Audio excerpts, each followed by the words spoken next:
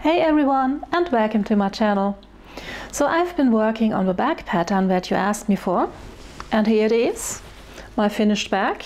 This is the default size. As always, you can change the size to a smaller bag or a larger bag. For example, for a beach bag, just add a waterproof lining and you're good. It has a useful pocket on the front and a zipper on top and an additional zipper pocket on the inside, and it also comes with two slip pockets here on the front pocket and on the inside of the bag. So this is quite an easy pattern. I'm sure you can do it. Let me show you how you can get the free pattern and make this bag. You can either use the link below the video or you go to dressdeveloper.de, select patterns, and here you have the handbag primrose. Create pattern. And here you see you can adjust all the measurements for this bag just as you like. And you can also add some seam allowance, select the paper format, and then you can create the pattern. Let me show you a second file first. Now this is a cover and it contains information about your measurements and your pattern pieces, and, which is important, you see here noted what length of zippers you need for the bag. The zippers are calculated in 5 centimeter steps. If you are not able to find the exact length, you can always go for a little longer. And here you have a printing layout which you can use to assemble all the pattern pages.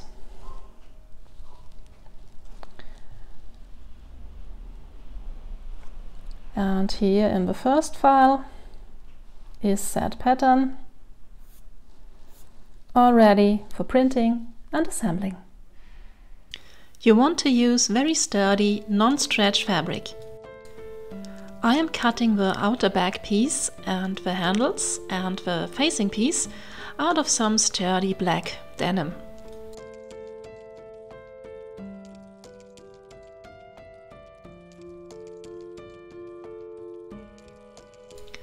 For the lining, you can use a fabric of lighter weight as long as it is not stretchy. And you might notice that I'm using leftover fabric from my latest dress project here. All the little pocket pieces are cut on a single layer of fabric. You actually need one of each. It's 4 times in case of the handles. Let's begin with prepping all the little pockets. Here I'm pinning the corners of a front pocket, so we can create a little volume in this. I will take this to the sewing machine and sew these 4 edges together.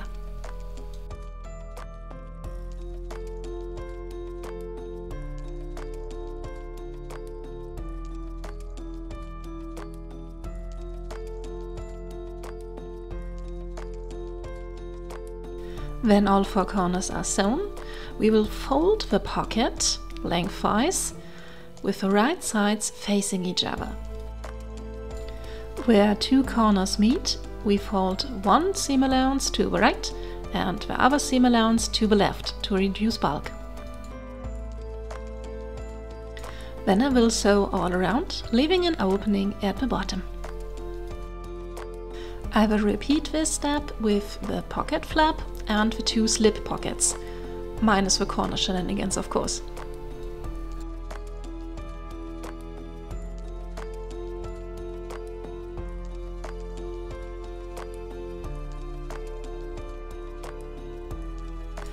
After that, I cut back the seam allowance, turn these pieces inside out and give them a good press.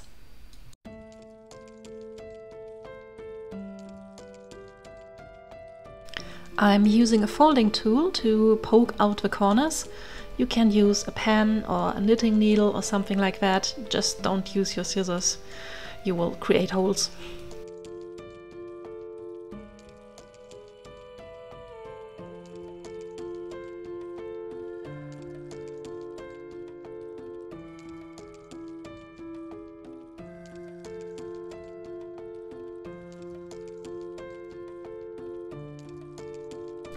Now to the inner zipper pocket. I have cut the marking so I can use it as a guide to chalk on the sewing line. Then the lining piece gets pinned onto one of the inner back pieces. My fabric doesn't have a left or a right side, but if it had, I would line up the right side to the right side. And I'm going to sew all around the chalked line. Then I will cut a straight line in the center of this rectangle. And on the short sides I will cut into a Y shape right into the corner. Cut as close as you can onto the stitching line without cutting into the stitching line.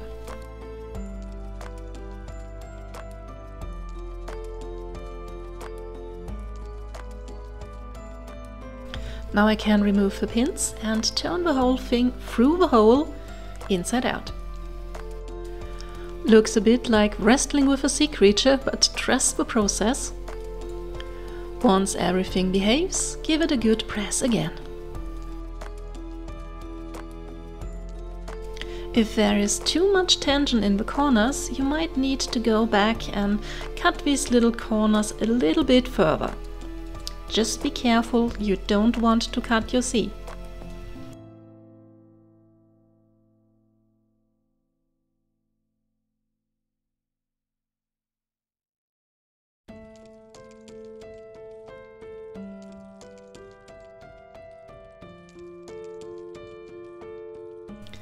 Now I can pin in the zipper. Note that I will install the zipper opening to the right, because I want to wear the bag mainly on the right shoulder, so the opening should face the same direction. The zipper is centered and pinned into place. Just start pinning somewhere, you can always come back and correct it.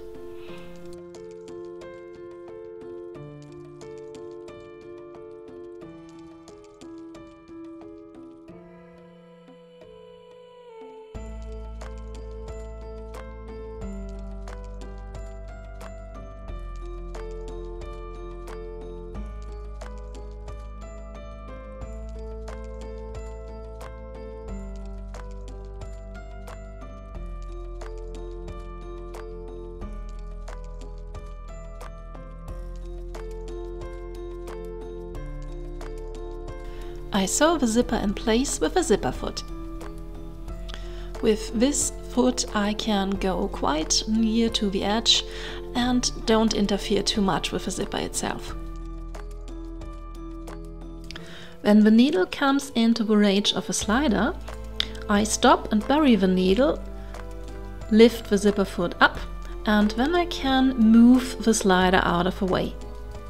And then I can continue sewing. In the corners I use the same trick. I bury the needle, then I lift the zipper foot and I can pivot the fabric so I get a nice crisp edge.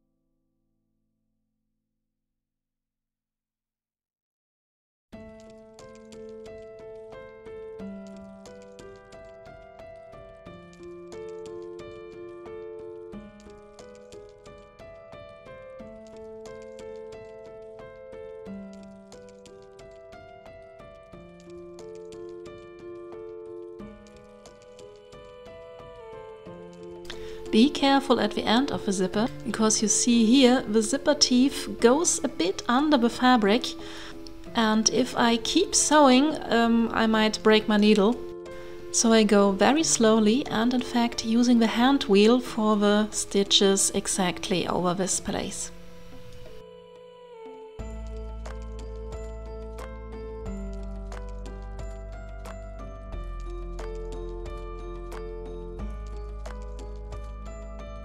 Now we need to close this pocket. I like to add a bit of tape and a ring for my keys.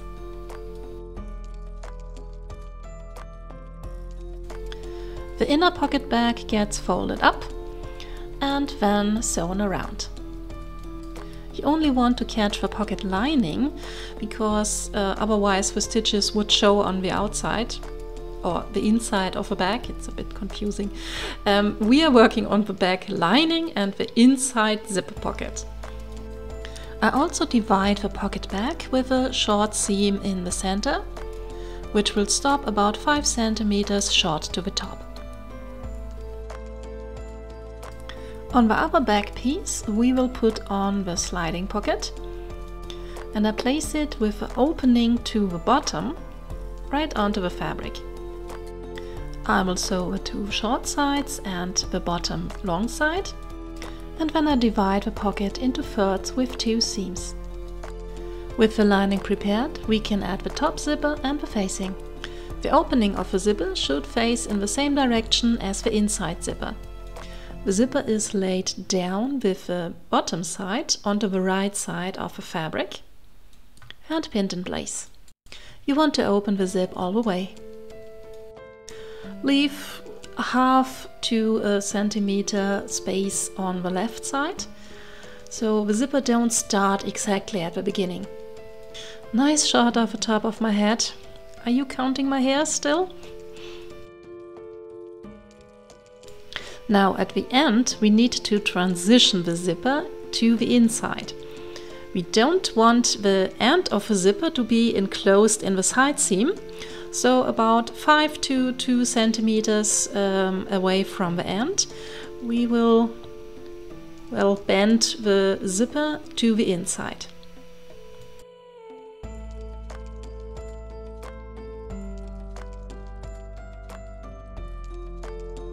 And then the 2 facing pieces get laid on top and pinned in place too.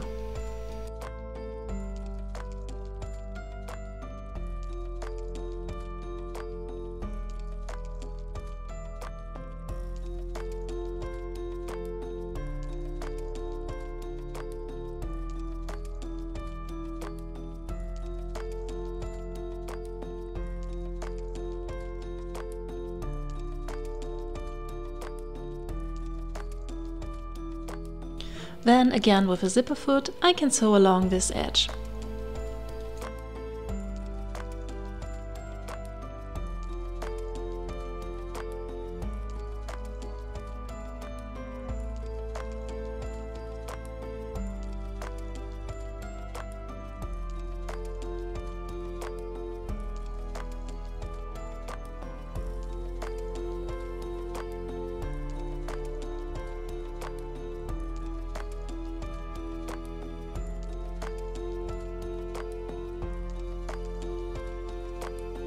This finishes the inner bag and we can move on to the outer bag. Again I have cut the marked rectangle of the pattern piece, and I will now use this as a guide to place my front slip pocket. Again the opening is positioned to the bottom, so it will be closed when I sew this pocket on. I will also divide this pocket into half.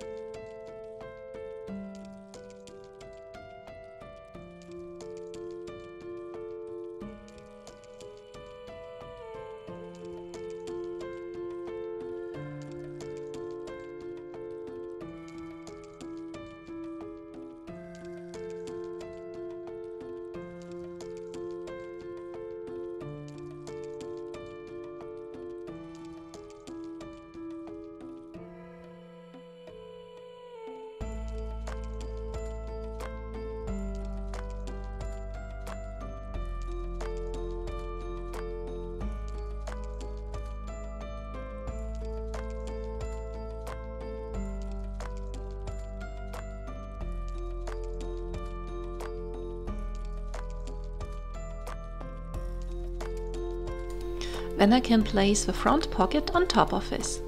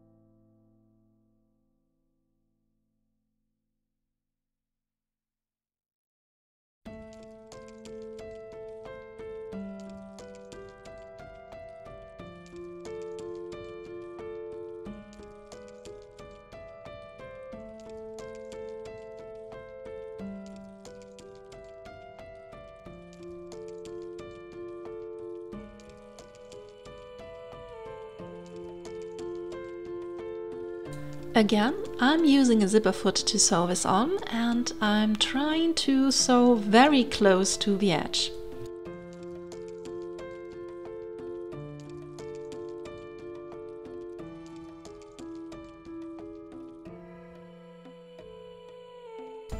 Go slow, take your time.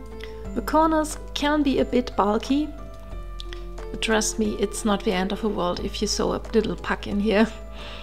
Bury the needle at the very end of the corner and then slowly turn the fabric and keep going.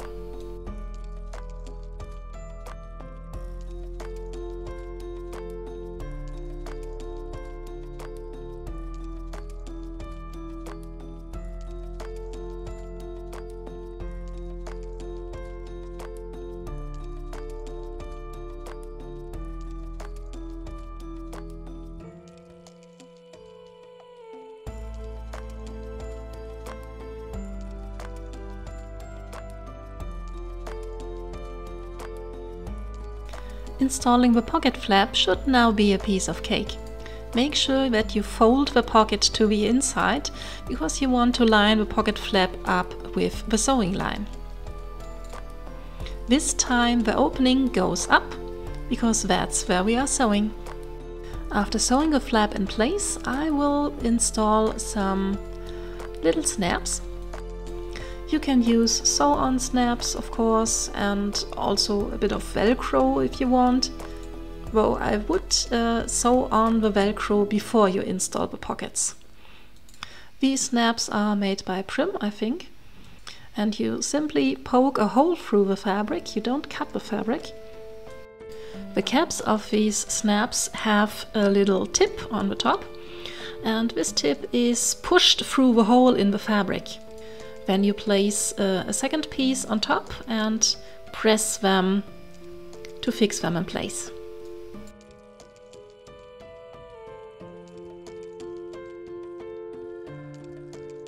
Now what's left? Yes, the handles! I have already sewn 2 and 2 of them together, and here I'm pressing open the seam allowance. Then I press them in half and the seam allowance gets pressed to the inside. Then I can simply top stitch the handles on both long sides. My denim is pretty thick and sturdy, but if you are working with a thinner fabric, I really recommend that you use some fusible interfacings on the handles, at least on the handles.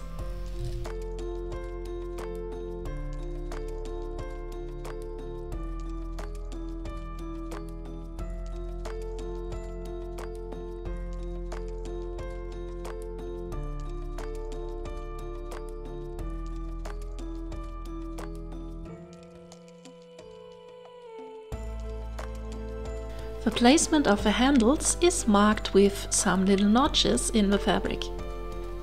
Be careful not to twist your handles and then pin them in the place. I will sew the handles in place inside the seam allowance so that they don't move anywhere.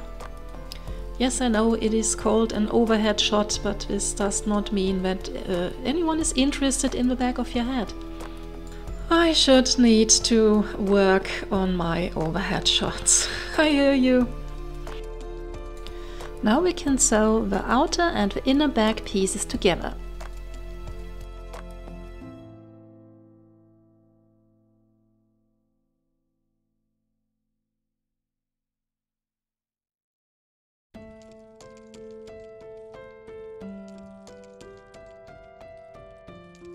The pieces get placed right sides facing each other, and then we will sew the short and the long edge.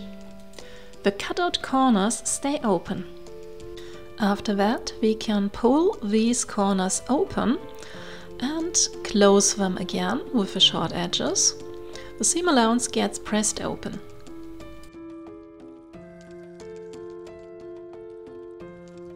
One more time, pull the corner open. Pull the seam allowance open and place them together. Now we can sew these edges and we have created something that looks like a bag.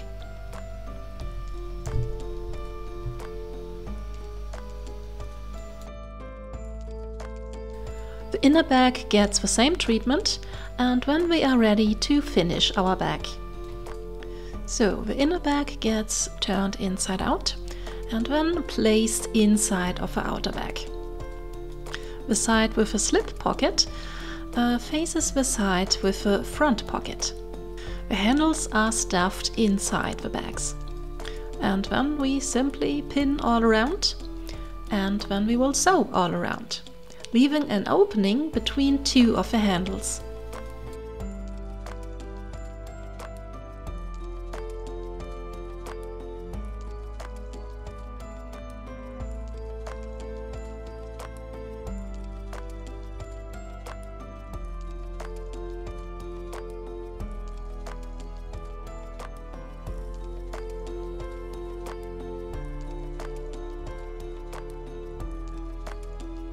This little pantomime was probably supposed to tell you that you should skip inside of one of the handles.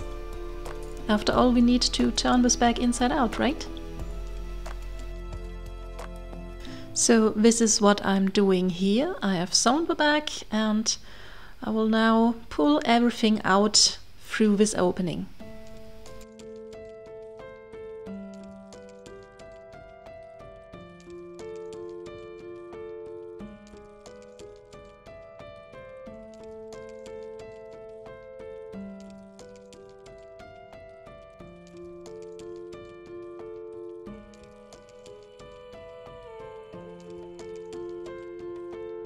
Looking good so far. Now the inner bag gets kind of stuffed inside the outer bag, and the top is lined up accordingly. And then we will fold this opening close, and then we will sew all around and close this opening. And then we are finally done.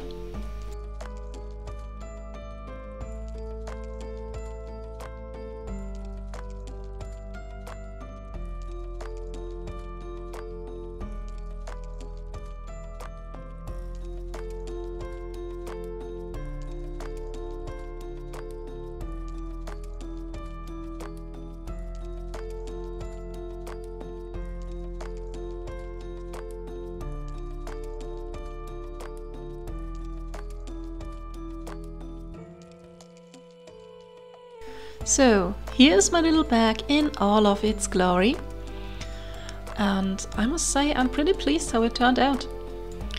It has so many useful little pockets, and I just love this color combination. My favorite. As always, I hope you enjoyed this little video and it was of some help. If you have any questions, feel free to ask in the comments and I'm glad to help. If you saw anything from my pattern, please show me on Instagram, I'd love to see them. And until next time, bye!